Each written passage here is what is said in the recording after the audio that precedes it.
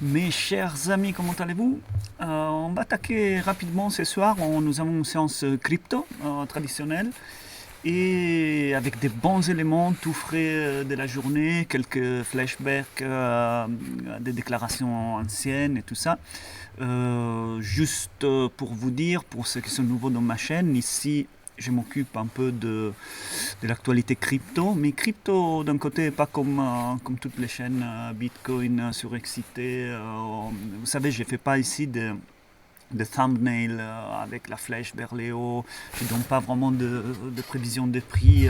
On s'attaque ici plutôt aux fondamentaux de l'analyse, des projets, des connexions. On fait du vrai travail d'investigation dans ma communauté afin de nous positionner d'une façon consciente, tranquille, posée, sérieuse et pouvoir dormir la nuit avec les investissements que nous faisons. Tout ça parce que nous voulons capitaliser de cette transition épocale, générationnelle, envers un nouvel système monétaire, financier, international, global, qui est en cours de s'accomplir sous nos yeux, sans que personne n'en parle vraiment.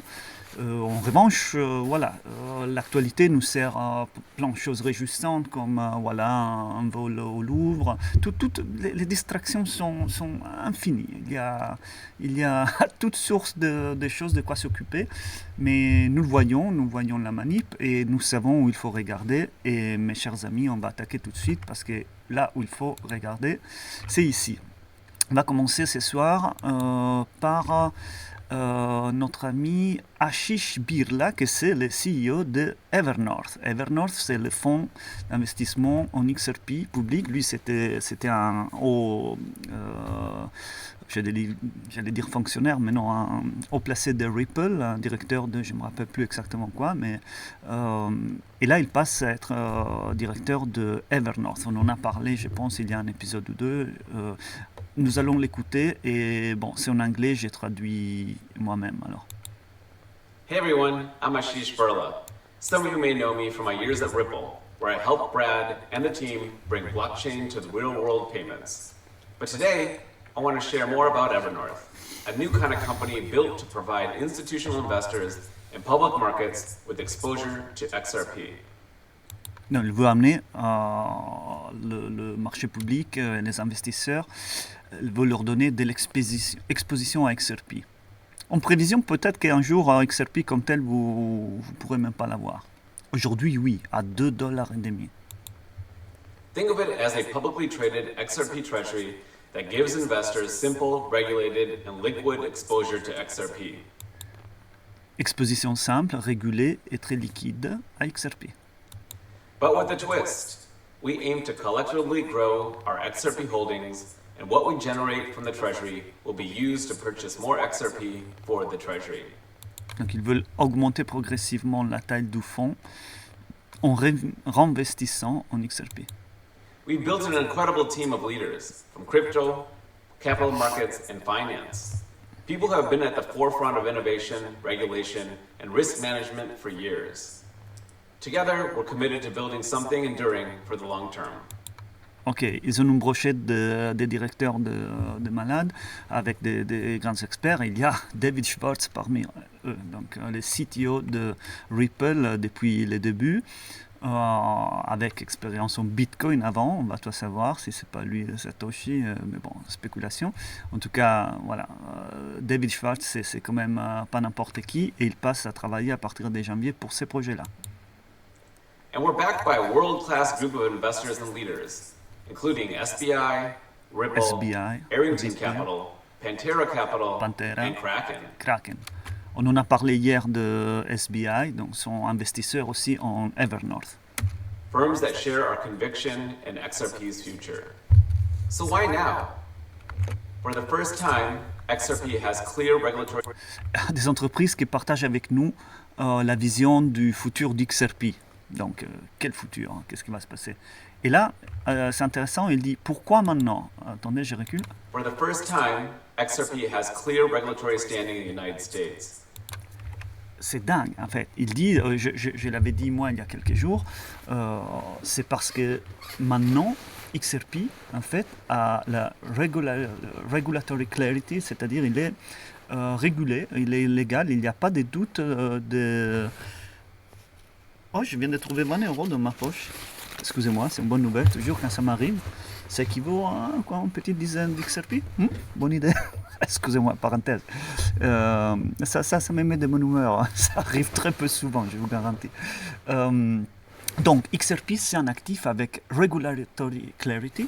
En fait, donc on sait ce que c'est grâce au ruling, à la sentence de la juge Annalisa Torres le long du procès avec la SEC, dans laquelle elle a déclaré que ce n'est pas un security. D'accord ?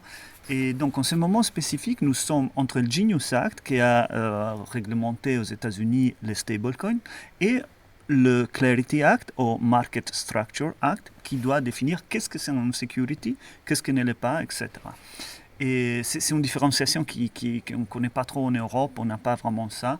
En tout cas, là, c'est clivant, c'est important.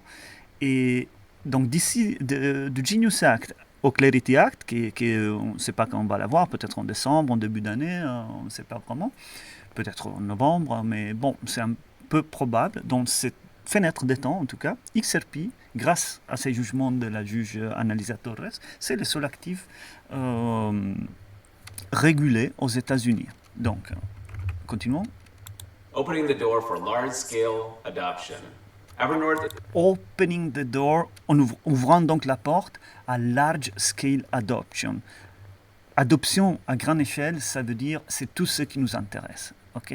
Pour faire monter les prix. is positioned to be the trusted, transparent bridge to the public markets.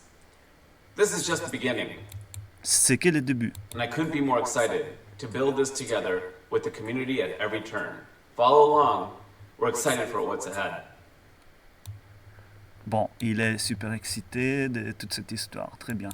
On continue. Voilà. Ici, nous avons, c'est qui le cofondateur d'Axelar. On va écouter.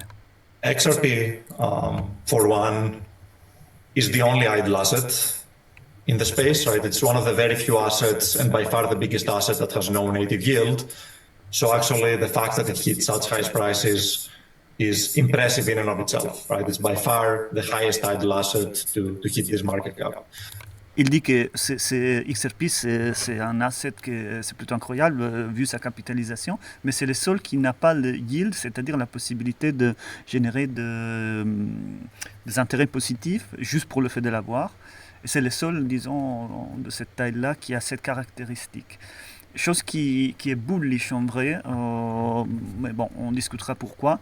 Mais donc c'est à travers d'autres projets collatéraux comme les siens ça sera en revanche possible.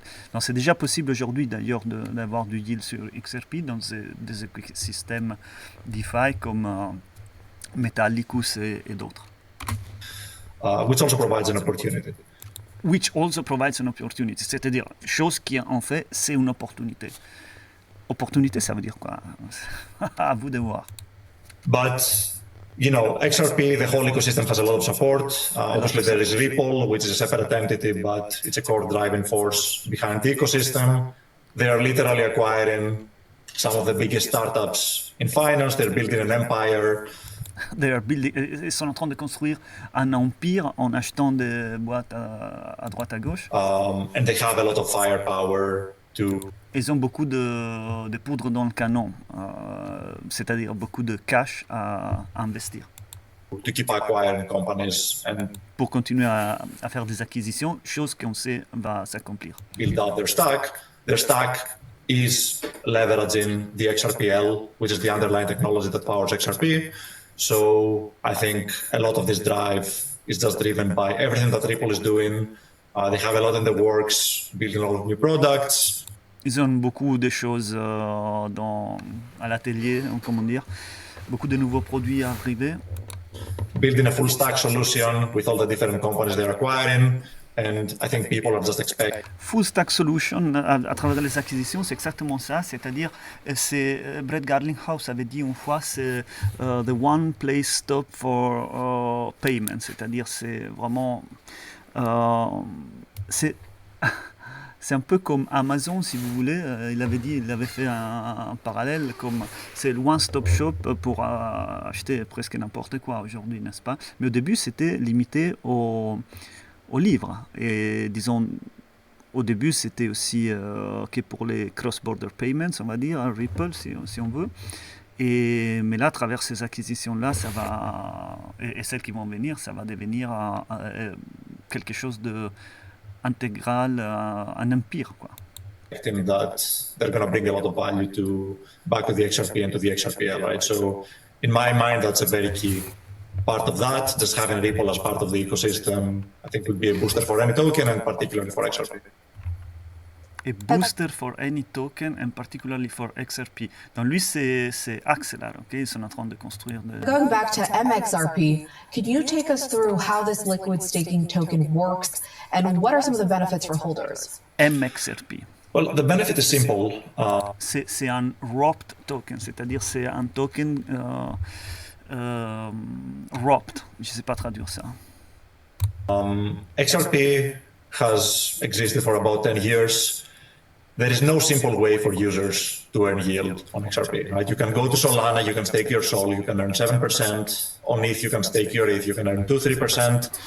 On XRP, you could never generate yield on top of it, right? And this is actually a shame because it is one of the highest, the most liquid assets in the space, but there is no way, historically, there has been no way to take this value and convert it into yield. So, ouais, il n'y a pas eu historiquement de façon de gagner du yield native, on va dire.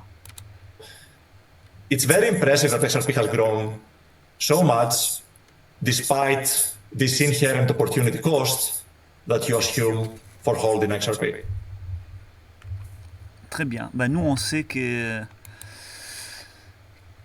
ça fait tout a du sens, disons. Ça sera avec des services qui vont arriver ou annexes, ou en utilisant l'actif comme collatéral, qu'on capitalisera sur cet actif-là. Donc, on va écouter Larry Fink ici, qui nous parle. Ça, c'est il y a 2 ans, mais c'est toujours intéressant pour nous parler de ce qui va être important pour lui, pour BlackRock, et donc c'est important quand même. Il vaut mieux écouter ça que voir encore des vidéos des voleurs au Louvre. It wasn't a ledger that was open to the world. It was a closed ledger. Right. It was not distributed. So the whole foundation of what crypto is supposed to be a distributed ledger that is across the system. I actually believe this technology is going to be very important. Look, we have been part of a huge revolution in investing through ETFs.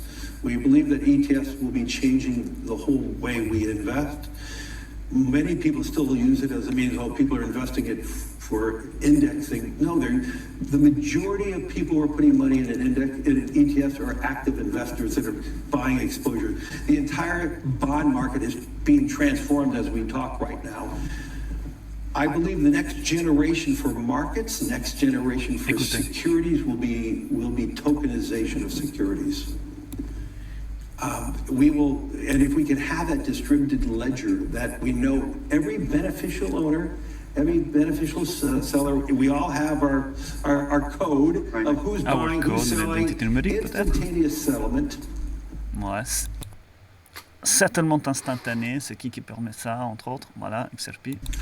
And think about it, it changes the whole ecosystem. You don't need trust banks. But does that disrupt you eventually? Because you are custodian all of these assets. No, we're not a custodian. We're not. We use third-party custodians in everything we do. And Ripple will be. Ils ont qu'à gagner de cette transition. Ok, j'ai Solène qui rentre par la fenêtre. Bon, tant pis. J'arrive même pas à voir l'écran. Alors, je vais vous faire lire quelque chose qui vient de sortir. Il y a une petite heure de Ripple, sur Ripple même. Regardez. Il confirme que l'acquisition de Hidden Road est officiellement complète, faisant de Ripple la première crypto company qui possède et opère un broker un primary broker global et multi-asset. On vend la promesse de digital assets à des institutionnels, de clients constitutionnels à grande échelle. Donc c'est très important et je vais vous montrer un extrait d'un texte de Hidden Road qui a 2-3 perles dans cette Strategic Motivations. Okay? Vous le voyez, attendez, un peu comme ça. Voilà. Alors, pour Ripple, ça c'est un bold move, c'est un grand changement, cette acquisition, pour augmenter le rayon d'action, étant un acteur primaire du paiement transfrontalier et un liquidity provider, fournisseur de liquidités, si on peut dire ça comme ça, à un full-scale institutional financial player, c'est-à-dire un acteur financier de premier ordre au monde. Avec l'acquisition d'Hidden Road, Ripple va pouvoir offrir de prime brokerage services, de achat-vente, custody, clearing, je ne sais plus traduire, financing, etc., à des hedge funds et institutions financières. Je ne sais pas traduire tout ça en français. Tant pis. J'ai fait ce que je peux. Plus en bas, this could supercharge XRP utility as well.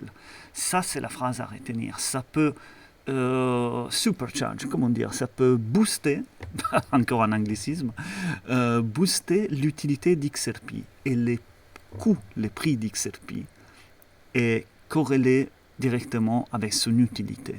Donc c'est une façon de dire les prix vont augmenter. Quoi. Sinon ça marche pas, c'est normal.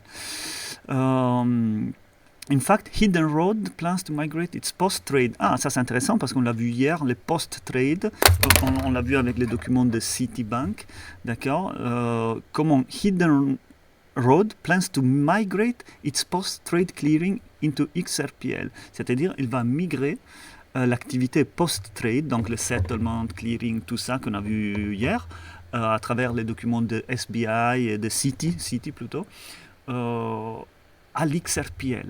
Donc c'est très possible aussi que Citi, qui utilisait les mêmes terminologies, etc., et offre les mêmes services, puisse aussi faire la même chose et migrer à ça. Mais bon, eux ne l'ont pas dit. Hidden Road, qui a été acheté par Ripple, le disent. En montrant donc l'habilité de la blockchain de gérer des gros volumes de flux institutionnels. Donc ça, c'est très bullish, mes amis. Moi, je ne sais pas si certainement, parce que vous êtes intelligent, vous saisissez l'importance de cette information-là. Et c'est pas amusant, c'est pas rigolo, mais ça, c'est important. On va écouter, alors, est-ce que j'arrive à faire court comme ça ou pas? Bon, on va essayer. C'est un texte, c'est un audio de David Schwartz que je crains vous avoir fait écouter déjà. Tant pis, je vais vous flageller encore avec de la bonne information. Écoutons ce podcast, je vais couper que 2-3 fois pour résumer parce que c'est en anglais. C'est un podcast de... quelle date? Je ne sais plus. Attendez. Ça date d'un peu, en tout cas. Do you believe that there can be two existing world reserve currencies to simultaneously exist? Est-ce que tu crois qu'il peut y avoir deux currencies en même temps, deux global reserve currencies en même temps? C'est la question qui est posée à David Schwartz. I think it's quite realistic that a lot of the world is just done with the dollar as the reserve currency. I think. Donc il dit que oui, qu'il pense que de toute façon beaucoup ont marre du dollar comme reserve currency. On l'a vu aussi dans le document du SBI hier, qu'il disait clairement ça. Non, de Citi, excusez-moi.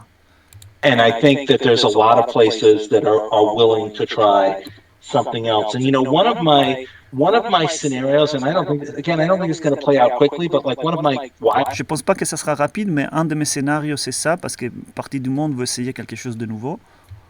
wild case success scenarios for a digital High success scenario, c'est-à-dire un scénario vraiment de succès de ce qu'il a produit, donc Ripple, XRPL, XRP. Hein.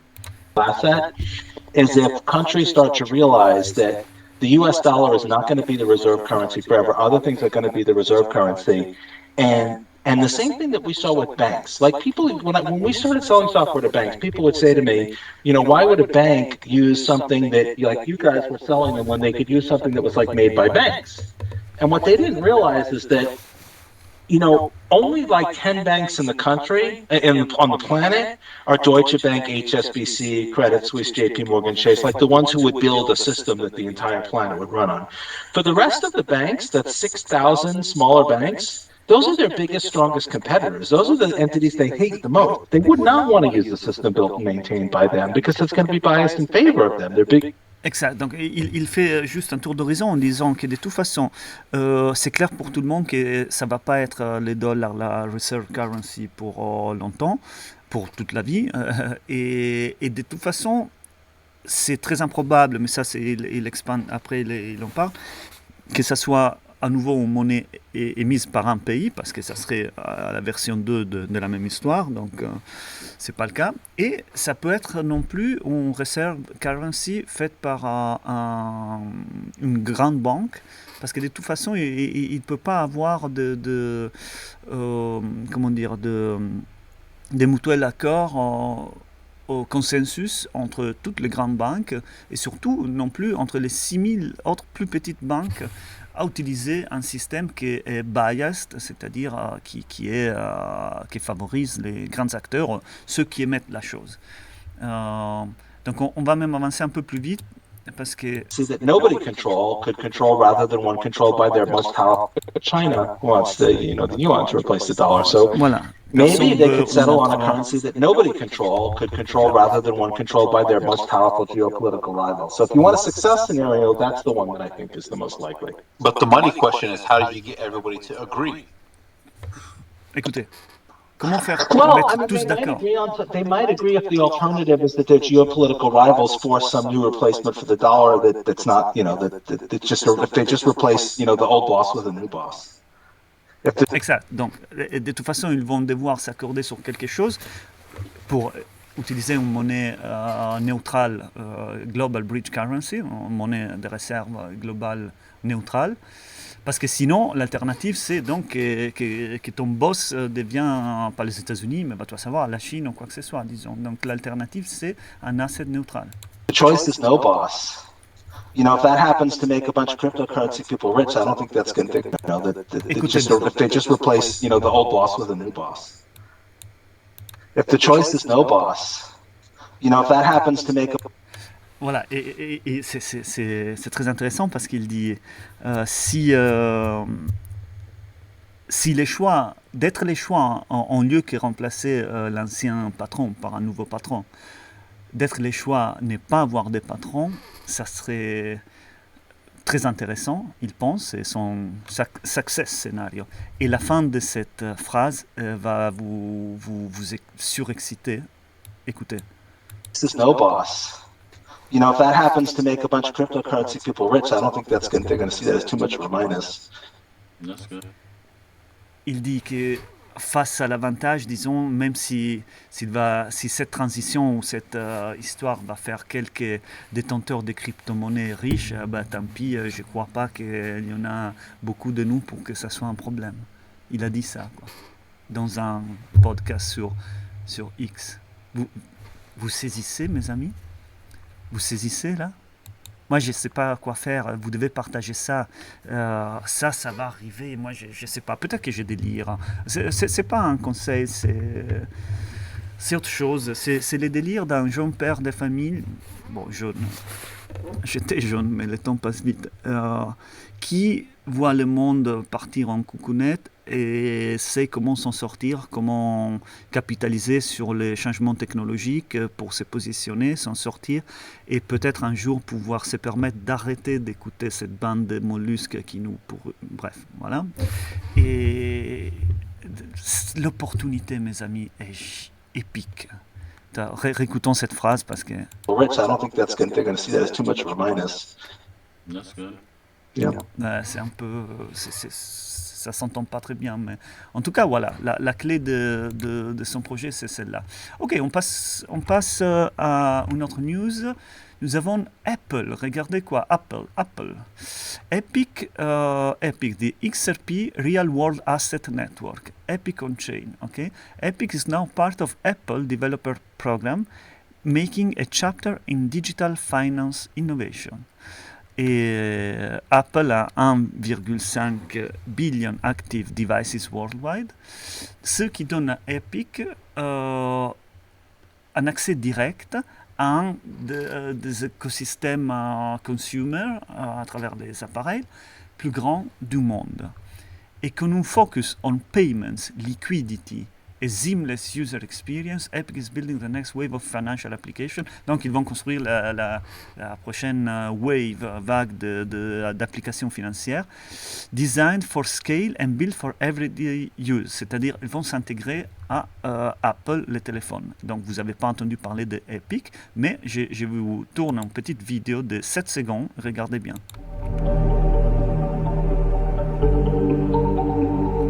Vous avez vu là? Alors, c'est ça la présentation. Voilà. Building XRP Native Infrastructure at Global Scale. Alors, qu'est-ce qui vous manque pour comprendre, mes amis? Peut-être que je suis complètement à côté de la plaque. Mais vous voyez un peu?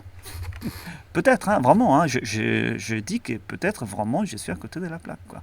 Mais voilà. Oui, on va fouiller un peu aussi à d'autres niveaux. Hein. On sort de Twitter, on passe à BIS Innovation Hub qui vient de sortir un report 2025, là, septembre, tout frais, BISIH, Academia Workshop, okay, dans lequel on trouve un passage plutôt sympathique. Attendez, vous n'allez pas le voir, là, comme ça. Ok, donc finalement... La reconnaissance de l'importance de fournir aux décisionnaires de la connaissance sur les technologies émergentes, ces workshops, donc, parce que c'est un workshop qu'ils font, là, un atelier, a établi la nécessité de planifier d'autres séminaires pour les gouverneurs des banques centrales. Ces séances-là vont se concentrer sur des choses importantes comme intelligence artificielle, distributed system, donc des technologies distribuées, voilà, comme la blockchain, l'XRPL, and DeFi, Decentralized Finance, finance décentralisée, pour aider les gouverneurs à naviguer les complexités et l'evolving landscape, financial landscape, pour les mettre à jour et comprendre un peu la vitesse du changement. Parce qu'en fait, tout le monde, personne ne comprend rien de tout ça, en fait, aujourd'hui. Le fait que moi et ceux qui encore sont là après une demi-heure à m'écouter, le fait que vous compreniez un peu quelque chose de tout ça, mais ça vous met même au-delà de plusieurs banquiers, de banques petites, moyennes, peut-être même grandes, qui n'ont aucune idée de tout ça, quoi. Parce qu'il faut, c'est dense, c'est technique, c'est froid, c'est tout ce que vous voulez.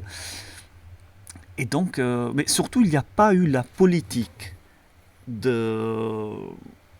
d'éduquer, ni la population, évidemment, qui doit baisser les oreilles et mettre la queue entre les gens et aller vers l'ère numérique et tout ce qui sera dicté de façon centralisée en Europe, parce qu'en Europe, l'approche est centralisée. Donc, le potentiel, disons, liberté ou quoi que ce soit d'une décentralisation n'est pas dans leur agenda pour... voilà. Mais bon, nous, c'est pour ça qu'on s'y positionne, parce que c'est stratégique. Stratégique, pas pour les portefeuilles seulement, mais vraiment pour tous ceux qu'un bon portefeuille permet d'avoir, en vrai. Tout passe par là. Hein. Donc voilà, vous voyez là, donc stratégiquement, ils disent, bon, il va falloir qu'on commence à informer les banquiers centraux, de les former sur DeFi, Distributed Systems, parce que sinon, ils ne vont pas y arriver. Et sinon, ils seront, comme disait Lagarde, cannibalisés par ceux qui se sont mis et ont fait les devoirs. Ok, et ça m'amène à vous partager une news de Signum. Signum, c'est une banque suisse, laquelle commence à offrir justement d'obtenir de prêts en utilisant Bitcoin comme collatéral. D'accord ? Et ça, c'est plutôt intéressant. Vous voyez, Ready to Onboard, Bank Grade Custody and White Glove Relationship Management. Donc, ils peuvent accéder à ces services-là, c'est nouveau. Vous le voyez ? Oui. Donc, Pump Your Bitcoin with us. Alors, Signum Bitcoin Lombard Loans combine fast liquidity, liquidité rapide, de termes flexibles, et la confiance et sécurité d'une banque suisse régulée. Donc petit à petit, disons, les cryptos se font place dans le système bancaire traditionnel. Voilà. Et je vous présente à nouveau nos copains ici de BFM. Attends, on remet ça au centre. Et voilà, qu'est-ce que j'avais noté? Il y avait juste 2 passages à surligner. À 2,35, attendez, 2... vers là, je crois. Merci beaucoup. Gilles Santacreux avec nous, boursicoté.com. Alors lui, il a fait le monsieur à gauche. D'ailleurs, il est déjà prêt pour le mois de novembre parce qu'il faut les moustaches, parce que là, il faut maintenant, il faut être télédirigé pour que tous on s'occupe de, du cancer masculin le mois prochain. Donc, je vous invite aussi à prendre de l'avance. Faites pousser vos moustaches aussi, on reparlera de ça. Écoutons. Intéressant votre point de vue, et c'est vrai que chaque semaine on fait intervenir les meilleurs analystes techniques graphiques qui ont parfois des points de vue un peu divergents, mais c'est ça qui fera aussi, si vous nous suivez régulièrement, un avis complet, total, en diversifiant vos sources, et on essaie de vous y aider. Alors, il faut réécouter cette phrase parce qu'en fait, il te présente des analyses différentes sur les courbes qui ont très peu d'intérêt à tout dire, à mon avis, de Bitcoin et Ethereum. Mais il te met des personnes différentes, comme ça vous avez une idée totale, diversifiée. Attends, écoutons bien, parce que c'est en fait, on vous cache juste l'éléphant dans la chambre, mais vous aurez dans l'arnaque. Peut-être c'est pas une arnaque, le temps dira, mais bon, c'est mon avis. Hein. J'espère n'énerver personne parce que c'est ridicule. Dites-moi que j'ai pas raison, mais on discute quoi. Mais je remets la phrase parce que c'est passionnant comme il vous arnaque. Écoutez. Que sur des continuités de mouvement haussier. Si vous nous suivez régulièrement, un avis complet, total, en diversifiant vos sources, et on essaie de vous y aider. C'est les pros des cryptos, donc jusqu'à quasiment... Diversifions vos sources pour écouter la même soupe, c'est-à-dire qu'il n'y a que Bitcoin et Ethereum qui existent. Et donc là, on va maintenant aux minutes... C'était où que j'ai vu? Ah ouais, regardez ici en bas, parce que bon, de toute façon, il n'y a pas un grand intérêt dans l'épisode. Regardez en bas. Hein. En bas, vous voyez... Oui, vous voyez. Au système bancaire. Donc pour ça, elles peuvent naturellement travailler avec Bitcoin, les banques, mais le fait de pouvoir travailler directement à la banque centrale, ça leur permet de ne pas dépendre d'intermédiaires privés et donc d'avoir accès parce qu'il n'y a rien d'autre. Et après l'or. Et Retenez bien, Bitcoin, pourquoi ces monnaies-là? Ok, on va voir un peu la liste là. Donc nous avons Bitcoin, Ethereum, Tether c'est un stablecoin, BNB ne s'intéresse pas parce que c'est une monnaie d'un échange, c'est autre chose. XRP, on n'en parlait pas, mystère, on n'en parlait pas. Solana à l'occurrence aujourd'hui non plus. USDC c'est un stablecoin, ça je ne sais même pas ce que c'est. C'est un dérivé d'Ethereum. Dogecoin rien. Cardano, position 11. Donc on va piocher Bitcoin, Ethereum, on saute un peu tout et on va... Vous voyez? Ah, c'est passionnant. Non mais c'est comme ça qu'on... c'est comme ça qu'on vous canalise. Et laissez-moi ça va plus loin que ça. Voilà, là c'est le moment de vous partager autre chose. On va voir si j'y arrive. Alors, excusez-moi, j'y viens tout de suite. Hein. Là, je vais vous montrer ça maintenant. Alors, on parle là de manipulation subtile et... Comment, c'est quoi le mot bon, manipulation mentale visuelle subliminale, je crois. Voilà. Vous connaissez tous, parce qu'ici, j'ai qu'un public intelligent, heureusement. Au moins, je crois. En tout cas, je vois les commentaires et je suis ravi, en fait. Et aussi, surtout, des personnes qui s'approchent de la communauté dans le Patreon, avec lesquels j'ai le plaisir de discuter les mardis soirs dans les lives, dans les Zooms. On échange dans le Discord. C'est passionnant et que de belles personnes intelligentes, éveillées et tout ça. Donc, toutes ces personnes-là, et vous qui nous écoutez, rejoignez-nous si vous voulez, ça fait vraiment du bien. Vous savez ce que c'est ça, non? Je vous montre ça, alors, ou ça, vous voyez. Alors, ça, c'est de la manipulation graphique subliminale. C'est un peu... Ouais, ça, c'est... Regardez. Bon, là aussi, regardez du fuchsia. Et là, c'est du... Voilà, c'est en fait... Vous voyez, ici, c'est un bon exemple parce qu'on passe de 2017 à 2022, là. Et en fait, donc c'est plus froid, mais les couleurs ont changé du vert au rouge, d'accord? Donc, bon... Ça fait partie de ces projectiles comme celui-là dont je vous ai parlé l'autre jour, vous vous rappelez? Là, en parlant de collectivisme, voilà, là-dedans, il y avait des phrases qui sont des projectiles que vous les voyez pas. Bon, vous êtes intelligent, oui, mais les autres ne les voient pas. Et ça, c'est ça la guerre, nous sommes en guerre, c'est ça la guerre. Une partie de cette guerre, c'est ces trucs-là, d'accord? Hein? Bon, je ne vous relis pas ça parce qu'il y a une vidéo là-dessus. En tout cas, voilà. Et maintenant, vous savez tout ça, n'est-ce pas? Et je vous propose donc 2 autres photos et dites-moi si vous ne trouvez pas un parallèle avec ça. C'est le fond d'écran donc de l'émission, ok? Donc on a une monnaie d'or parce que l'or est associé à réserve des valeurs, d'accord? Et donc là, on vous montre une monnaie d'or avec les symboles Bitcoin, d'accord? Donc, c'est très puissant, mes chers amis.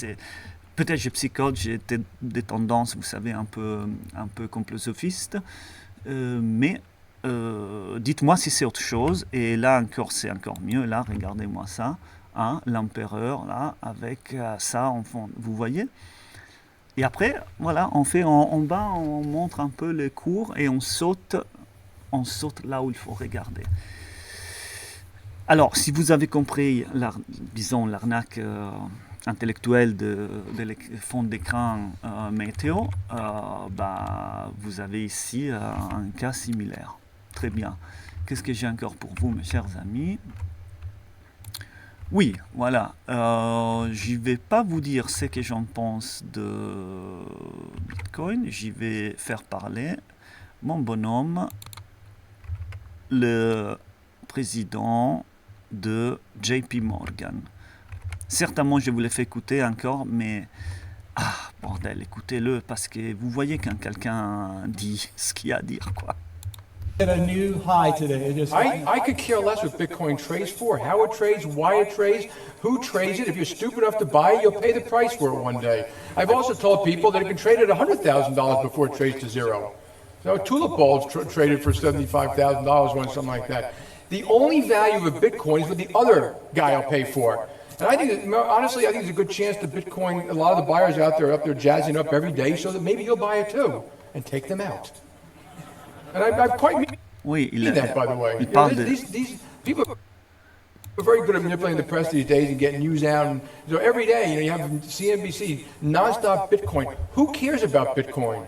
Who cares about the world's economy is so big. We move, JP Morgan alone, these companies, $6 trillion. We move all this way. And Bitcoin in total is all these currencies are $50 billion, maybe $1 billion trades a day. Who cares? And the other thing I've always made of Bitcoin, governments, and this is not a technological statement, governments are going to crush it one day. Governments like to know where the money is, who has it, and what you're doing with it.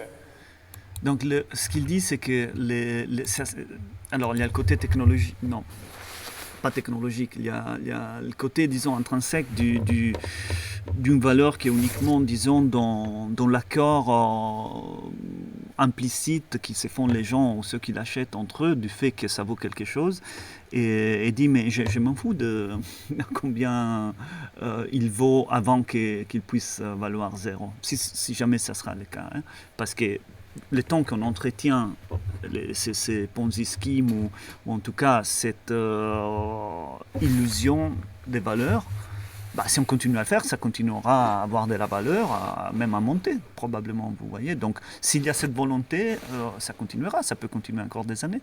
Mais un jour ou l'autre, il dit, vous en paierez les prix parce que ça peut vraiment aller à zéro. Et le prix des Bitcoin, dit, c'est en fait c'est lui qui a payé le dernier qui l'a acheté ou c'est lui qui va l'acheter demain, mais c'est pas sa valeur.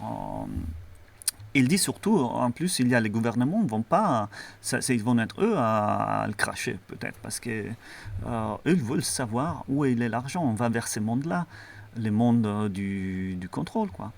Pas seulement, ce qu'il nous dit aussi dans cette phrase-là, c'est que la taille, en fait, on s'impressionne parce que la valorisation est très élevée, mais il nous met ça en perspective avec l'économie réelle. Et tous ceux qui est financière du monde entier. Et tout ce qu'on fait dans cette chaîne, quand on parle de post-trade et toutes les choses qu'on découvre ici, c'est une échelle de liquidité, mais qui est plusieurs ordres de magnitude supérieurs à la capitalisation de marché crypto actuel tout entier. Donc il ne faut pas s'exciter avec le fait que Bitcoin a une market cap qui est celui qu'il est, parce que c'est rien par rapport au monde dans lequel on va. C'est absolument rien. Ouais, qu'est-ce que j'avais encore? Oh, j'avais encore quelque chose là, je ne sais pas comment ça s'est glissé là. Bon, ça n'a rien à voir, je ne sais pas, ça s'est glissé là, c'est quoi ça? C'est... Bon, peut-être ça va bien avec le dernier... ce qu'il a dit Jamie Dimon en 2017, d'ailleurs, il a dit ça, que il parlait de... Ouais, que ça peut aller à zéro. Donc c'est pas vraiment la bonne vidéo pour ça, parce qu'en fait ici on a un bâtiment en métal gigantesque qui brûle en Chine, je crois. Il brûle du bas en haut et il ne tombe pas pour des étranges raisons. Mais il y a un autre bâtiment, 2 en fait, ou même 3, qui à un moment donné sont tombés pour beaucoup moins de feu que ça. Donc j'aurais dû mettre... Ah, ça c'est le 3e qui n'a pas été touché. Ouais, ça vous dit quelque chose tout ça? Je ne sais pas, il est là par hasard, mais bon, si on veut faire tomber des choses, on les fait tomber. Hein. Vous voyez, je ne sais pas pourquoi je vous ai mis ça. Si on veut faire tomber des choses, on les fait tomber. Et mes chers amis, j'espère qu'il y a eu de la valeur dans cet épisode pour vous, pour clarifier, renforcer vos convictions, challenger peut-être vos questionnements. Il s'agit vraiment de... Je n'ai pas la science infuse. Tout ça, c'est clair, c'est mon opinion, c'est ma façon de voir les choses, c'est mon approche, qui jusqu'ici m'a donné de très bons résultats. Et donc, il n'y a pas de raison que cette même approche ne puisse pas en donner davantage par la suite. Et toute ma démarche, c'est celle d'essayer d'ouvrir les yeux à quelqu'un de plus pour voir là il faut regarder et sortir de cette peur du rouge ou il faut faire sa propre recherche ou se faire accompagner par ceux qui la font. Et dans la communauté, lien dans le Patreon, c'est ce qu'on fait. On s'aide, on a un Discord, on se voit une fois par semaine. Les gens peuvent demander des choses à ceux qui en savent plus, ils auront une réponse rapidement. Si vous voulez capitaliser de cette transition, c'est absolument un bon endroit où être. Vous pouvez essayer un mois et si ça ne vous convient pas, etc. Mais en tout cas, merci à ceux qui m'ont fait confiance. J'espère continuer à apporter de la valeur. Et ensemble, on va naviguer cette transition et on sera du bon côté de l'histoire, j'en suis certain, quoi. En tout cas, c'est ce que je crois vraiment au profond de moi. Je vous dis bon week-end, à très bientôt.